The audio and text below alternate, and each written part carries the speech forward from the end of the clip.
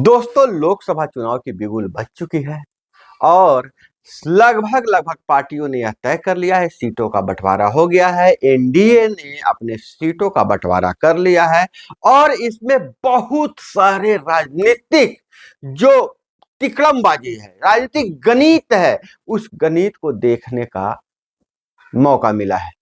और सीटों के बंटवारे के पीछे और किसी एक नेता को कद को बड़ा करना और किसी एक नेता को कद को बिल्कुल समाप्त कर देना, इसके पीछे क्या राजनीति है?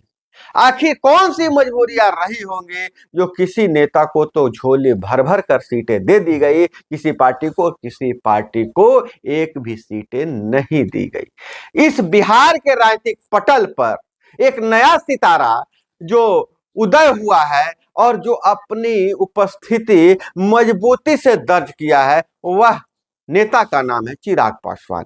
आखिर चिराग पासवान के ऊपर नरेंद्र मोदी की सरकार और भाजपा सरकार इतने मेहरबान क्यों है और आज इसके पीछे कौन सी राजनीतिक महत्वाकांक्षा, कौन सी राजनीतिक गणित काम कर रहा है, इस पर हम आप चर्चा करेंगे। और दोस्तों, आप लोगों से गुजारिश करते हैं चैनल को सब्सक्राइब कर लीजिए और वीडियो को लाइक जरूर कीजिएगा। और दोस्तों, मैं आपको बताना चाहता हूं कि बहुत सारे लोगों ने कमेंट करके मुझे मैसेज करके बोला कि सर, आप लोकसभा चुनाव पर राजनीतिक विश्लेषण जरूर पेश कीजिए, क्योंकि आपका राजनीतिक विश्लेषण सुनने में मजा आता है। तो आपको अंत तक मजा आएगा, वीडियो के अंत तक बने रहिएगा और बहुत कुछ नई जानकारी मैं देने वाला हूं। बिहार की राजनीति की नब्ज में टटोलने का प्रयास किया हूं।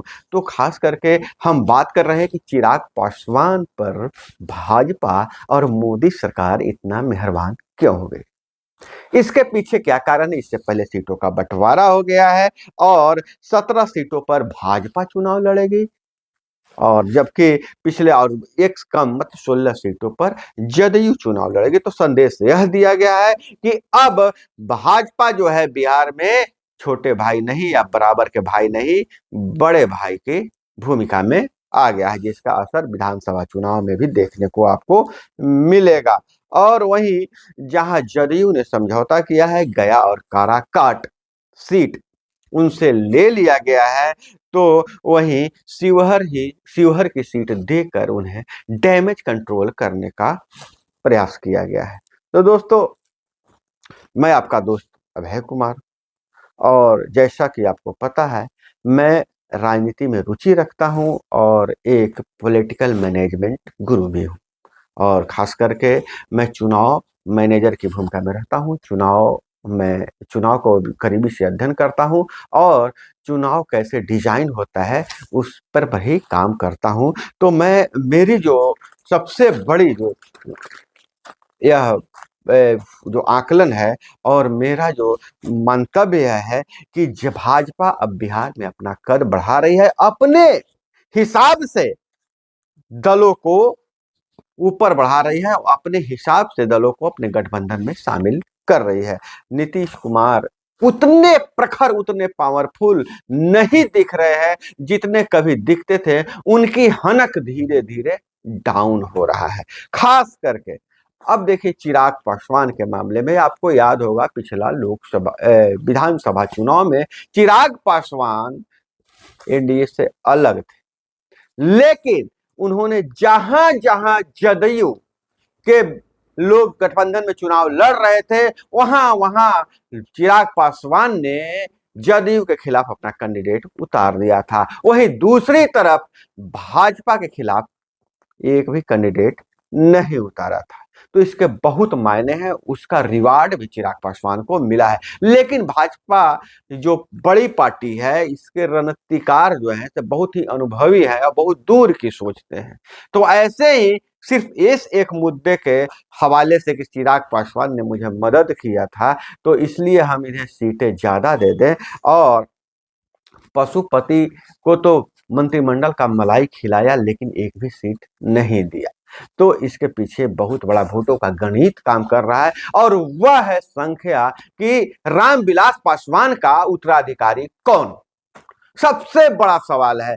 तो जब ये आंकड़ा देखा गया तो रामविलास पासवान का उत्तराधिकारी एकमात्र नेता है चिराग पासवान। हालांकि उनके साथ विधायक ज्यादा मतलब सांसद नहीं थे, लेकिन जनमानस में उनका जो वोट बैंक है उसमें चिराग पासवान को ही अपना नेता माना है। तो चिराग पासवान को आगे बढ़ाने के पीछे जो मकसद है वह बिहार में उन जो वोट प्रभावित करते हैं उसका जो आंकड़ा है वह 23 लाख वोट है।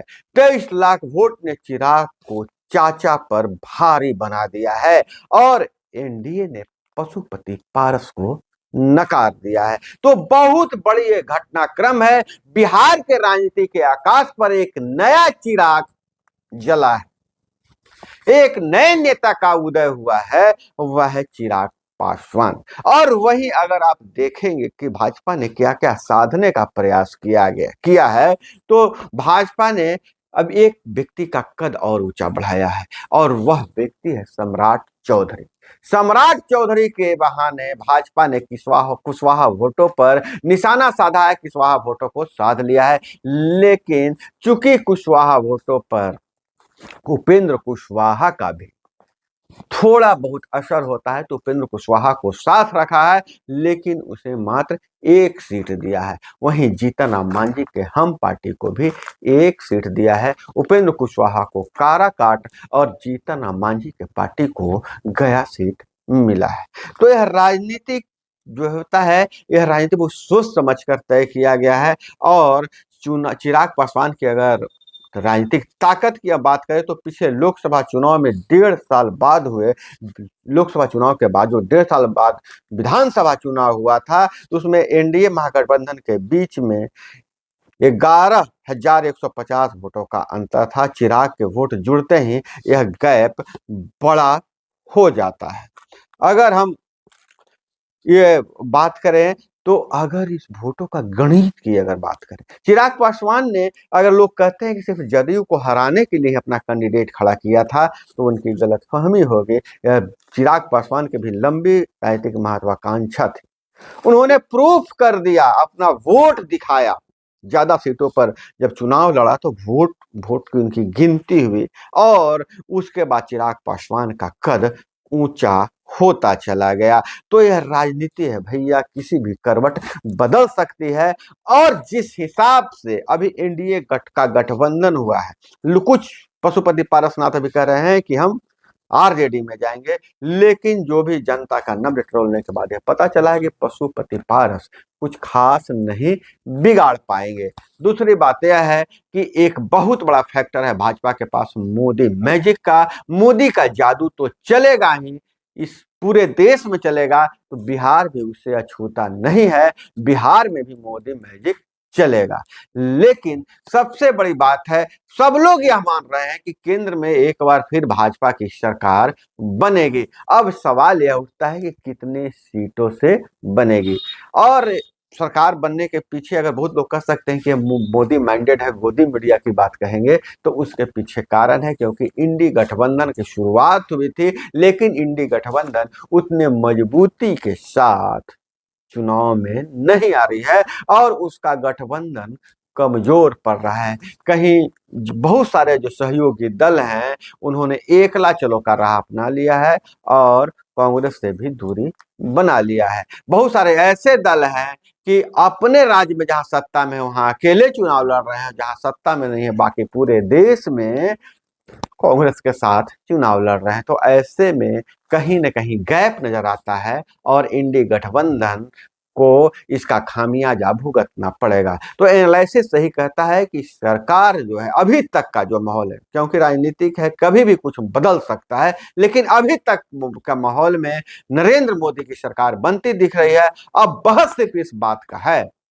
कि यह जो सरकार है कितनी ताकत के साथ सत्ता में आती है। तो दोस्तों यह है राजनीतिक विश्लेषण, मोटा मोटी पूरे चुनाव का कर दिया। अब क्षेत्र बाई और हर दल के नेता का विश्लेषण आपको देखने को मिलेगा, और कैसे कैसे रणनीति बदल जाती है, कभी कभी माहौल भी बदल जाता है, फिजा बदल जाता है। हो सकता है कि भाजपा मुश्किल में भी पड़ सकती है, तो आप नजर बनाए रखिएगा। और इस गहरी नजर हमारी इस लोकसभा चुनाव पर होगी, और जिसे जानने के लिए आप हमसे जुड़े रहिएगा। तो दोस्तों एक बार फिर आपसे गुजारिश करते हैं कि चैनल को अभी तक सब्सक्राइब नहीं किए हैं तो चैनल को सब्सक्राइब कर लीजिए, और वीडियो पसंद आए तो लाइक जरूर कीजिएगा।